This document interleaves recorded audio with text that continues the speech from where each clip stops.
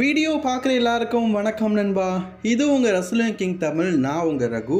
இன்றைக்கும் நம்ம சேனலில் இன்ட்ரெஸ்டிங்கான ரெஸ்லிங் நியூஸ் தான் பற்றி பார்த்தோம். காலையில் ஏன்டா வீடியோவில் போடுன்னு கேட்டிங்கன்னா கண்டென்ட் இல்லை. நானும் எவ்வளோ நாள் தான் கண்டென்ட் இருக்க மாதிரி நடித்து வீடியோ போடுவேன். சரி வாங்க இன்றைக்கான டாபிக் கூட போகலாம். அதுக்கு முன்னாடி முதல்ல சேனலுக்கு வந்துருக்கீங்களா? மறக்காமல் சப்ஸ்கிரைப் பண்ணி பெல் ஐக்கானை கிளிக் பண்ணி வச்சுக்கோங்க. தினமும் போடுற ரெஸ்லிங் செய்கிற தமிழை தெரிஞ்சுக்கோங்க. இந்த ஃபீண்ட் அண்ணாச்சி, நம்ம அங்கிள் லவுடி மாமா, இந்த மாதிரி ஒரு சில விஷயங்கள் அடிக்கடி வந்துட்டு இருக்கு. இப்போ கியூஆர்பி கூடல என்ன தெரியுமா, திடீர்னு நம்ம கெயின் வராரு. கெயின் ஃபயர் பண்ணும்போது அந்த லைட்டெல்லாம் எரியும்ல, அதெல்லாம் பிளாக் அண்ட் ஒயிட் ஆகுது. ஸோ இதில் ஒன்று மென்ஷன் பண்ணியிருக்கிறாங்க, என்ன தெரியுமா, பிரே ஒயிட்டோடைய ஃபஸ்ட்டு டெபியூட் மேட்ச் வந்து கெயின் கூட தான். அந்த மேட்ச்சை தான் காட்டுறாங்க. ஸோ அதில் கெயின் வரும்போதே இடையில பார்த்தீங்கன்னா இது வந்து தவறான பார்வை அப்படின்னு சொல்லிட்டு ஒரு ஸ்டூல் வந்து உட்காந்துருக்குது.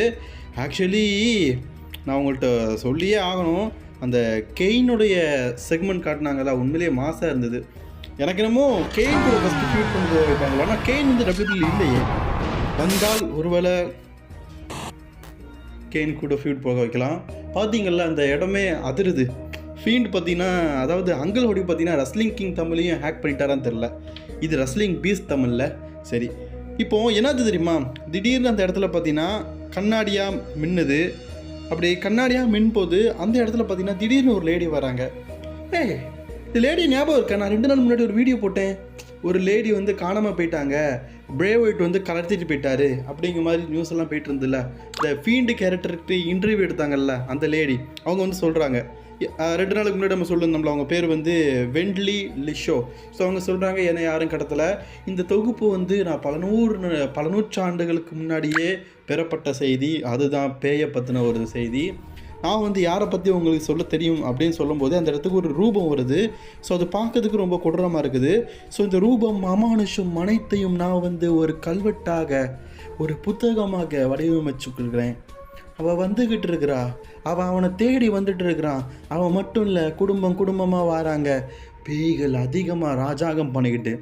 நான் வந்து காணாமல் போயிட்டேன்னு நினைக்கிறீங்களா? நான் காணாமல் போகல அப்படின்னு சொல்லும்போது ஒரு கியூஆர்பி கோடு வருது. நான் கியூஆர்பி கோடு வந்தோன்னா நான் ஸ்கேன் பண்ணுறேன். ஸோ அது 2 லெட்டர் மேலே கீழேன்னு வருது. எனக்கு சத்தியமாக புரியல. நான் என்ன பண்ண தெரியுமா, ஸோ 1 சேர்க்கணும் அப்படின்னு எனக்கு தோணுச்சு.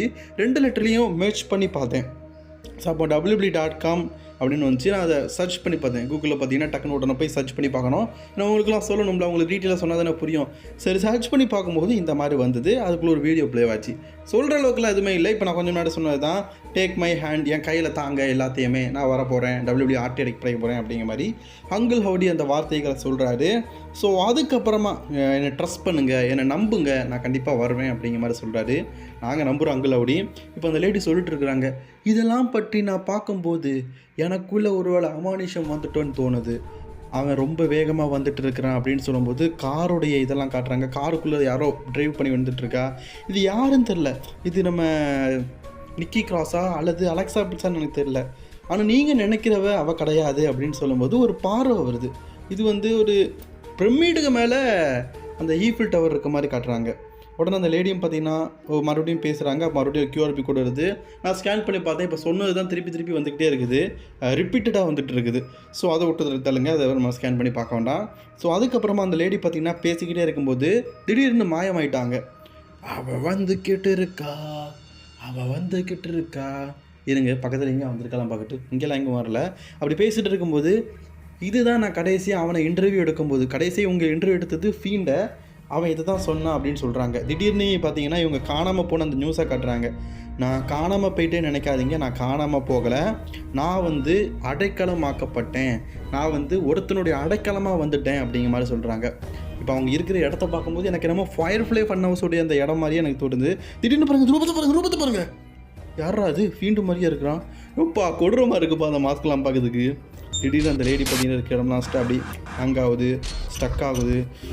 ஒரு பயங்கரமான அமானுஷம். நான் கூட இப்போ ராட்சசன் படத்தோட பிஜிஎம்லாம் போட்டுவிட்டேன். எப்பா நானே ஒரு காமெடி பீஸ், எனக்குலாம் ராட்சசன் படம் மியூசிக்கெல்லாம் போட்டு பயங்கரமாக பண்ணிட்டீங்களே. அப்படி இந்த அங்கிளோடைய கேரக்டர் பார்த்தீங்கன்னா ஒவ்வொரு நாளும் வந்து மெய் சிலிர்க்க வைக்குது. உடனே அந்த லேடியும் பார்த்தீங்கன்னா பயந்துட்டிங்களா, ரெஸ்ட்ரூம் போய்ட்டு வந்தேன், இப்போது மீண்டும் சாப்டர் ஆரம்பிக்கலாம் அப்படின்னு சொல்லிட்டு முடிக்கிறாங்க. அடுத்த செய்தி நம்ம யாரை பற்றி பார்க்க போகிறோம்னா, அதாவது இந்த சாப்டரோட அதை முடிச்சுட்டாங்க. ஸோ அடுத்த QRP கோட்டில் இதை பற்றி சொல்லுவாங்கன்னு நினைக்கிறேன். அடுத்தது லிவ் மார்கனை பற்றி ஒரு அப்டேட்டு. லிவ் மார்கன் பார்க்கறதுக்கு கண்ணுக்கு லட்சணம் அழகாக இருக்காங்கல்ல. உங்கள் கண்ணு எப்பா சோட கொடுத்துப்பா, லிவ் மார்கன் உங்களை நான் சைடு அடிக்கிறேன் அப்படின்னு நினைக்கிறேன். ஆனால் நம்ம கண்ணெல்லாம் எப்போவுமே செல்ஃபி ஸ்க்ரீன் பக்கம் தான். இப்போது நம்ம லிவ் மார்கன் வந்து அரெஸ்டான வீடியோவை பார்த்தீங்கன்னா பப்ளிக் கவுன்சிலிங் பார்த்தீங்கன்னா ரிலீஸ் பண்ணிக்கிறாங்க. நம்ம லிவ் மார்கன் பார்க்கறதுக்கு தான் அழகாக க்யூட்டாக பேபி டால் மாதிரி சூப்பராக இருக்கிறாங்க. பட் நான் சரக்கு அடிக்கிற விஷயம்லாம் பார்க்கும்போது கொஞ்சம் அவங்க மேலே காண்டு தான் ஏற்படுது. ஸோ அந்த வீடியோ நல்லா டெலிகாஸ்ட் பண்ண முடியாது, ஃபோட்டோ கூட யூஸ் பண்ண முடியாது. அது போலீஸ் கவர்மெண்ட் வந்து USA கவர்மெண்ட் வந்து அதை டெலிகாஸ்ட் பண்ணுது. அதனால் அதை நான் அஃபிஷியல் பேஜில் செக் பண்ணி பாருங்கள், கண்டிப்பாக வரும். சரிங்களா?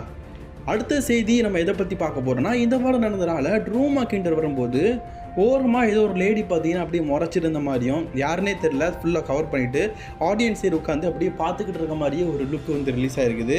இது நம்ம கவனிக்கலை. பட் ஆனால் ராவில் பார்த்தீங்கன்னா இது நடந்துருக்குது. டாப் ஆங்குலேஷன் கேமராவில் பார்த்தீங்கன்னா ஃபோட்டோ எடுத்து இது அப்படி அஃபிஷியலாக சொல்லியிருக்கிறாங்க. ரோமன் ரெயின்ஸை பற்றி தான் அடுத்த செய்தி பார்க்க போகிறோம். ஐயா ஒவ்வொரு நாளும் ரோமன் ரெயின்ஸை பற்றி சொல்ல, ஹிட்டனை பற்றி சொல்லலையான்னு கேட்டிங்கன்னா, ஆக்சுவலி ரோமன் ரெயின்ஸோட ஹிட்டை நமக்கு தெரியாது. நான் அஃபிஷியலி சொன்னது தான்.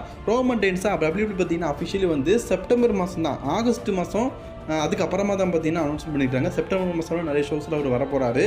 ஸோ இப்படி இருக்கிற சுச்சுவேஷனில் ரோமன் ரெயின்ஸோடைய ஃப்யூச்சர் பிளான் அதை பற்றின ஒரு அப்டேட். ரோமன் ரெயின்ஸ் பார்த்தீங்கன்னா அடுத்து ஒரு 2 மூவியில் பார்த்தீங்கன்னா கமிட் ஆகிருக்கிறாரு. இந்த மூவியோடைய ஷெடியூல் எப்படி இருக்குதுன்னு கேட்டிங்கன்னா ஆகஸ்ட் மாதம் வரைக்கும் இருக்குது. நம்ம ஆல்ரெடி சொன்ன மாதிரி தான் ரோமன் ரெயின்ஸ் வந்து இப்போ ஒரு சில அவரால் ஃப்ரீயாக இருக்க முடியாமல் எந்தெந்த வேலையெல்லாம் செய்ய முடியுமோ அதெல்லாம் செஞ்சுட்ருக்காரு. அப்படி பார்க்கும்போது ஆகஸ்ட் மாதத்தோட எந்த ஸ்டெடியிலுமே அவர் போடலை. எல்லா மூவியும் அதுக்குள்ளே நான் முடிக்கிற மாதிரி அப்படிங்கிற மாதிரி பண்ணியிருக்காரு. அவர் மூவி நடிக்கிறதா பெரிய கேரக்டர் இல்லை, சின்ன சின்ன கேரக்டர் தான். ஸோ அதை வச்சு பார்க்கும்போது ஆகஸ்ட் மாதத்துக்கு அப்புறம் தான் ரோமன் ரெயின்ஸ் பார்த்தீங்கன்னா WWEக்கு வரப்போகிறாரு அப்படிங்கிற செய்தி நம்ம எல்லாருக்குமே தெரிஞ்சிருக்குது. ஸோ அடுத்த செய்தி நம்ம எதை பற்றி பார்க்க போகிறோன்னா லோகன் பாலை பற்றி தான்.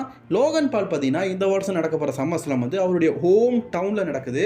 ஹோம் கண்ட்ரியை தாண்டி ஹோம் டவுனில் நடக்குது. ஸோ அவரும் USA நாட்டை சேர்ந்தவர் தான். அவரோட கண்ட்ரி அவருடைய ஸ்டேட்டில் நடக்குது, அவரோட ஹோம் ஸ்டேட்டில் நடக்குது.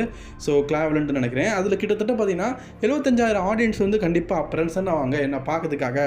மற்றும் பிரைமோடைய லோகோ வந்து வழக்கம் போல் ரிங்கில் இருக்கும் அப்படிங்கிறதையும் அஃபிஷியலாக சொல்லியிருக்கிறாரு. அது மட்டும் இல்லாமல் இன்னொரு அஃபிஷியல் செய்தியும் சொல்லியிருக்கிறாரு லோகன் பால். என்ன பார்த்தீங்கன்னா, நான் வந்து சம்மர்ஸ்லாமில் பெரிய டேக் ஓவர் பண்ண போகிறேன் அப்படிங்கிற மாதிரி சொல்லியிருக்காரு. பெரிய டேக் ஓவர்னா பொருளா அன்டில் சாம்பியன்ஷிப்புக்காகவோ அல்லது WWE ஹெவிவெயிட் சாம்பியன்ஷிப்புக்காகவோ மோதுறது தான் ஒரு பெரிய டேக் ஓவருக்காக மோத போகிறேன் அப்படிங்கிற மாதிரி சொல்லியிருக்காரு. அது இல்லை, மேபி அவருடைய பிக் ஆப்பனண்ட்டாக கூட இருக்கிறதுக்கு வாய்ப்பு இருக்குது. ஸோ அதை கூட அவருடைய பெரிய டேக் ஓவர் அப்படிங்கிற மாதிரி சொல்லியிருக்கலாம்ல. சரி, இன்னைக்கான ரெஸ்லிங் செய்தி அவ்வளோதான் நண்பா. பிடிச்சிருந்துச்சுன்னா லைக், ஷேர், கமெண்ட் பண்ணிக்கோங்க. தொடர்ந்து வீடியோ பார்க்க நம்ம சேனலை சப்ஸ்கிரைப் பண்ணி பெல் ஐக்கானை கிளிக் பண்ணி வச்சுக்கோங்க. அடுத்து நல்லதோ விளங்குற செய்தியில் உங்களை சந்திக்கிறேன். நாளைக்கு ரிவ்யூ இருக்குல்ல, நாளைக்கு சந்திக்கலாம். ஒரு நாளைக்கு ஸ்மாக் டவுனோ எல்லாம் தப்பா சொல்கிறேன். சரி, நீங்கள் தப்பாட்டு அன்லைக் பண்ணிடாதீங்க, லைக் பண்ணிக்கோங்க.